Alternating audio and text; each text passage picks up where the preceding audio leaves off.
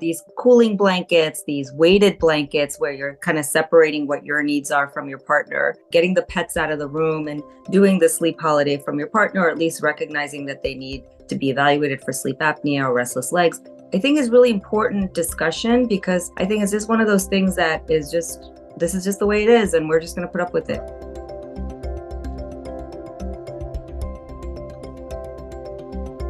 Hello, everyone, and welcome to Finding Your Wellness, a podcast sponsored by the Columbia Association.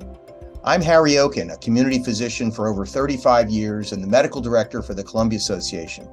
I'm very happy to be working with the Columbia Association for over a decade to help assist in their mission to improve the health and wellness of our community. It's my pleasure today to introduce a return guest.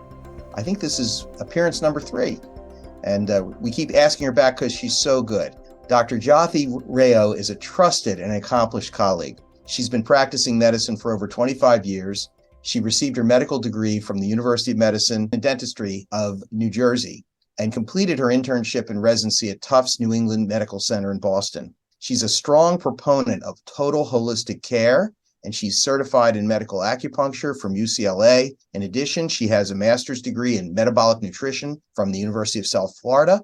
She's also board certified in internal medicine as well as anti-aging medicine. She's the co-author of a book and a cookbook called Body on Fire, Your Guide to Eating Plant Foods That Fight Disease. Today, we are going to have a discussion about sleep. It's such an important part of your daily routine. We spend about a third of our lives sleeping. Getting quality sleep and getting enough of it at the right time is essential for your health. Without sleep, you can't perform or maintain the pathways in your brain that are important for functioning. If you're not getting sleep, it's hard to be creative. It's hard to actually have and develop healthy new memories. It's hard to concentrate and respond quickly. Sleep is important to a number of brain functions, including how the neurons communicate with each other. And keeping in mind your brain and body are remarkably active during sleep. It's amazing what goes on during sleep. Sleep is when we do our internal housekeeping. Toxins are removed from your brain while you are asleep. And everyone needs good sleep so that they can become healthy. A chronic lack of sleep or having poor quality sleep increases the risk of disorders, including high blood pressure and cardiovascular disease, cancer risk, and diabetes, depression, and obesity. So today we're going to learn more about sleep. Welcome, Dr. Rao. Thank you for having me. So first, I love sometimes when you talk about to me how when patients come in and they talk about, you ask them how they're doing and you find out how fatigued they are. Could you talk a little bit about that?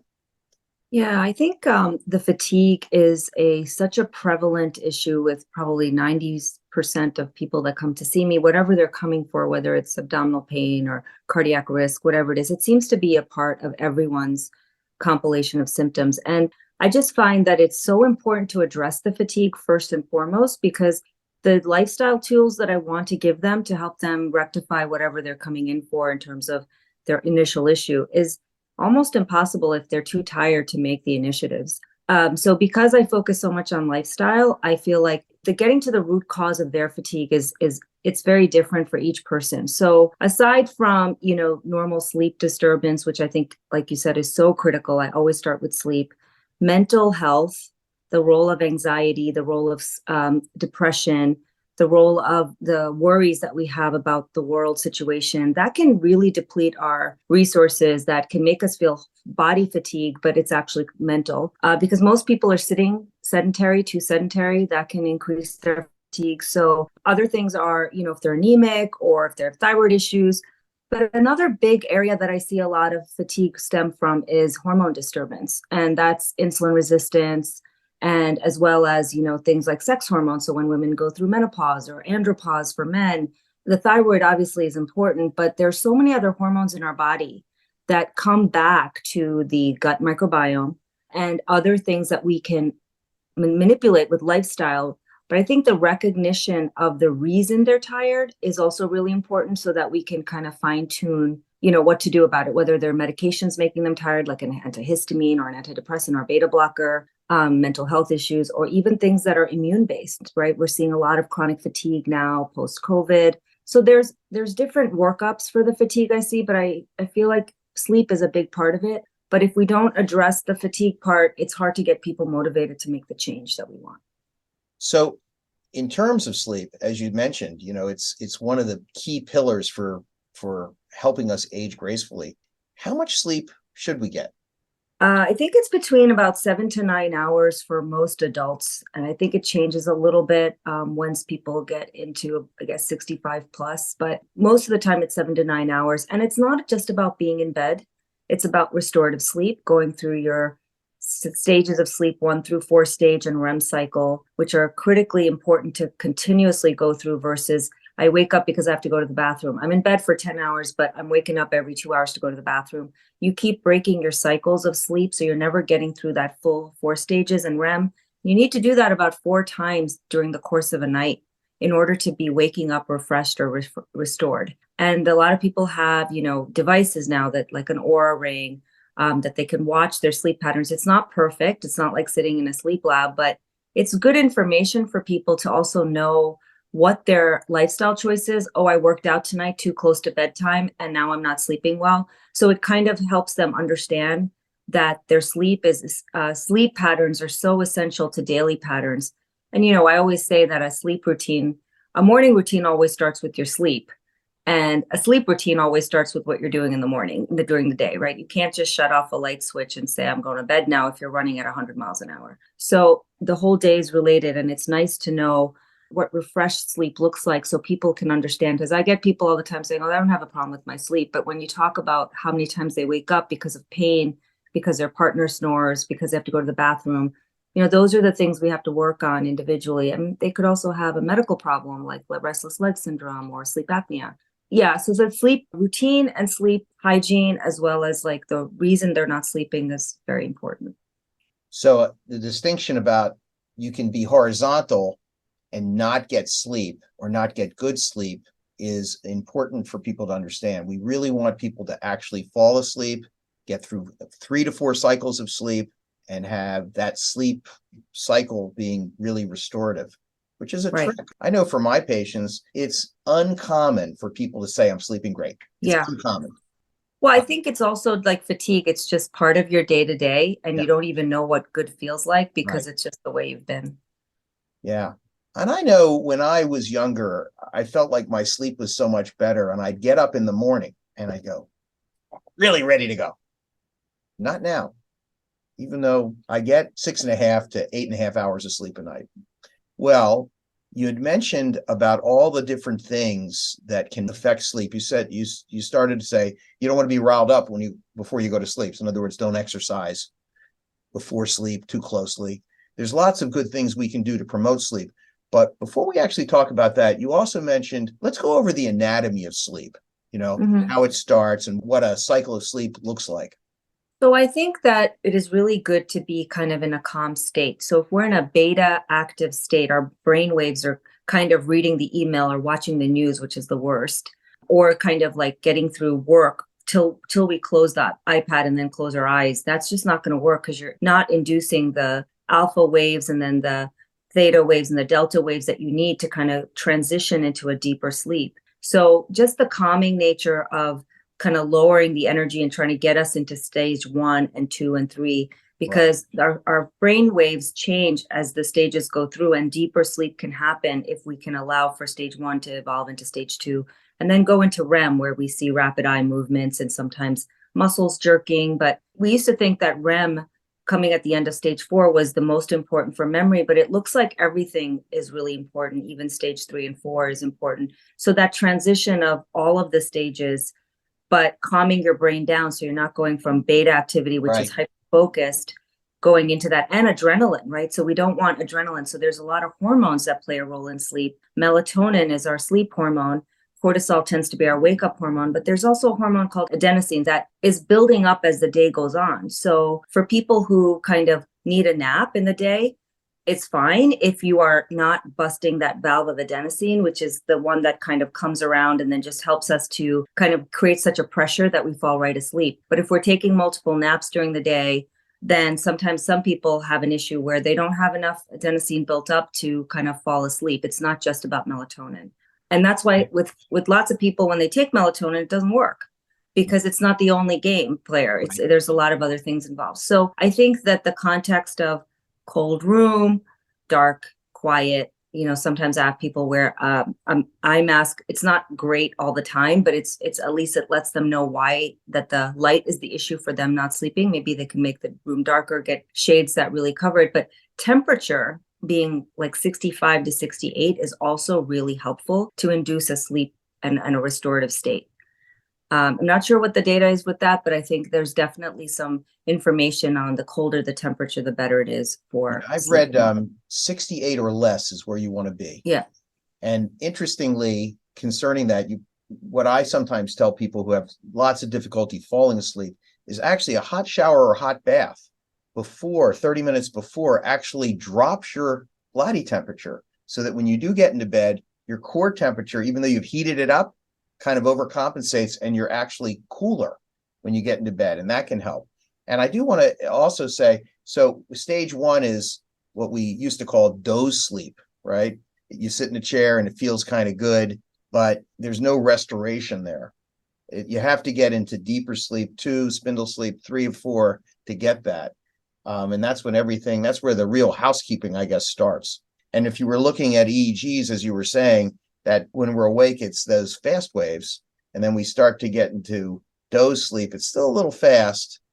And then I think we have those spindles, and then we get into alpha, theta, and delta wave sleep, which is where we want to be. So you had mentioned you'd like to get 4 of those cycles. Each cycle lasts about 60, 80 minutes, something like that. Yeah. 60 minutes at least.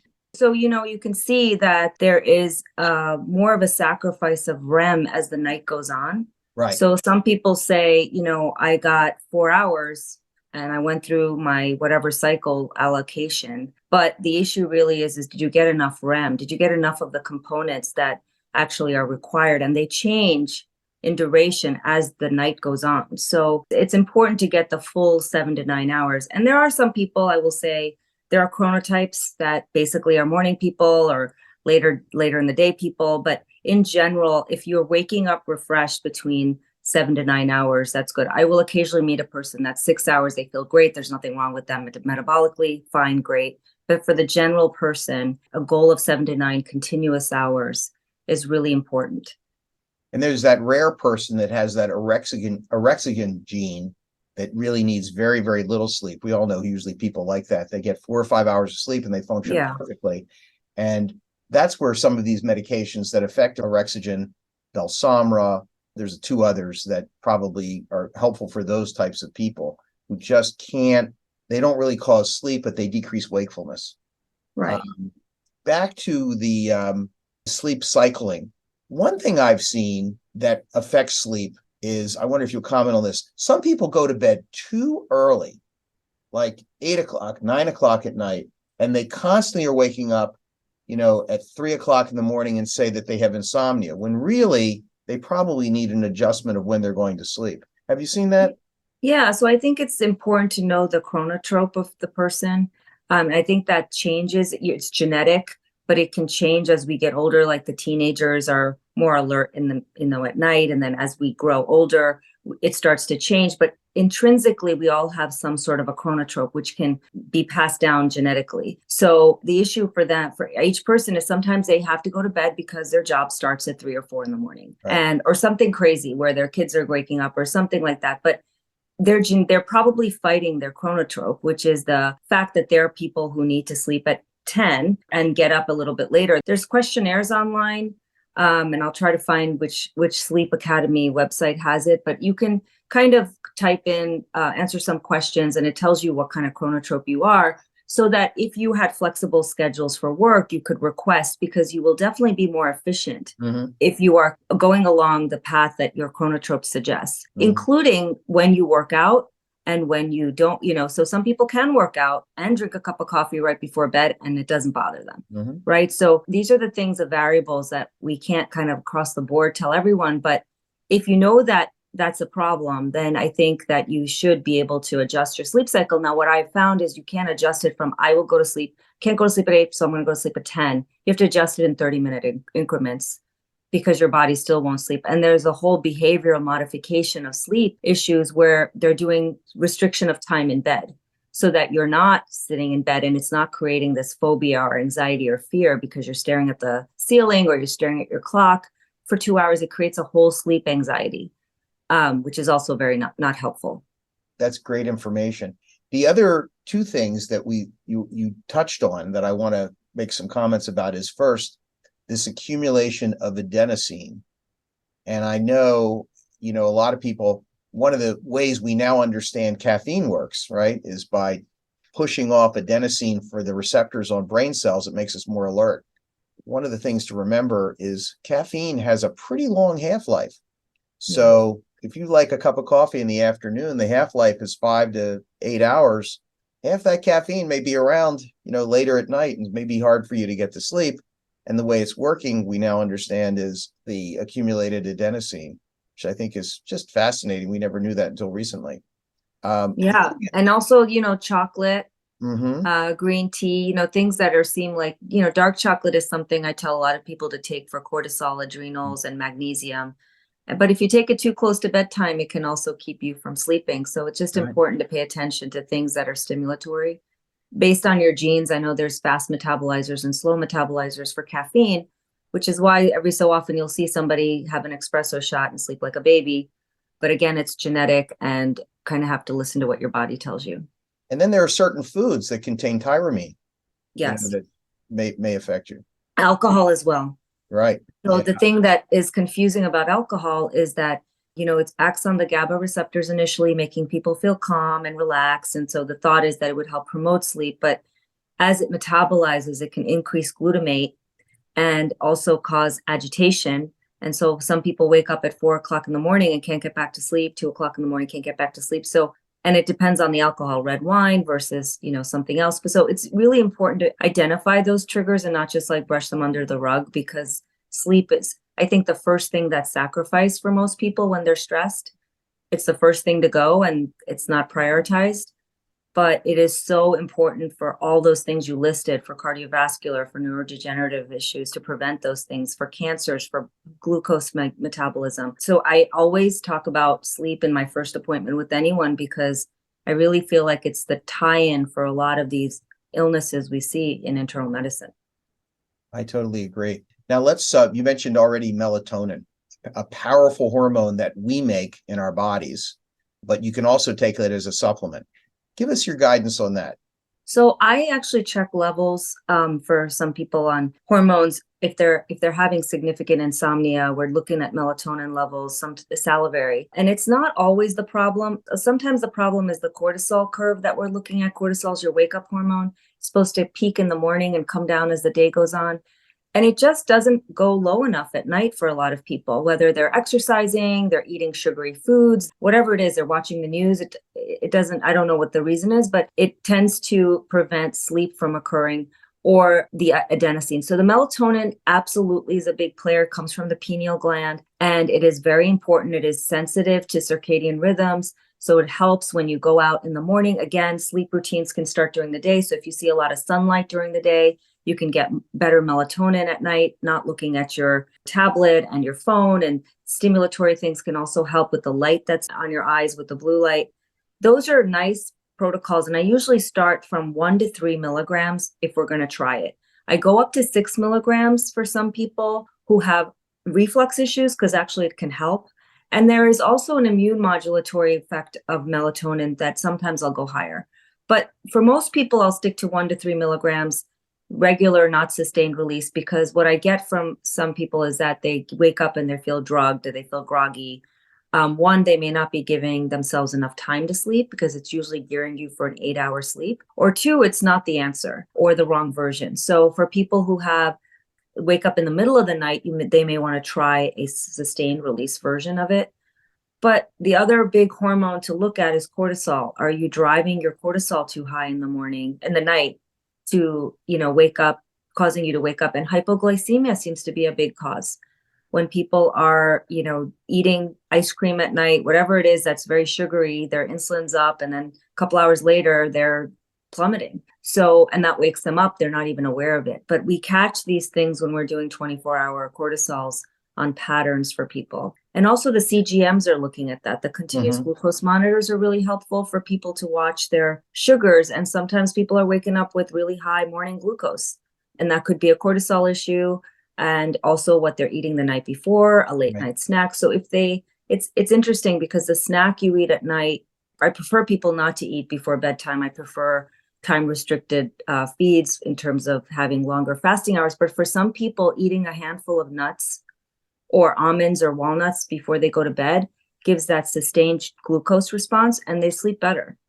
And I think that that's individualized, but that's also a nice tool that's helped some people. Yes. Speaking about foods that may be helpful with sleep. So there are some foods that have an awful lot of melatonin in it, like tart dried cherries, but you have to be careful with the dried fruit because it's often reasonably hyperglycemic or high glycemic.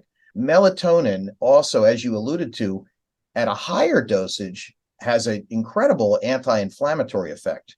And in fact, when COVID was raging, people who had active COVID were being given 10 milligrams twice a day of melatonin for a short period of time. But there's quite a lot of variability in supplements for melatonin. So you have to get a reputable brand. We know that. Right. And I too started when I give people melatonin, I give them a very, very low dose, 0.5 to 1 milligrams, try to find a good brand, maybe even a sustained release brand so that they don't peak up and then fall down.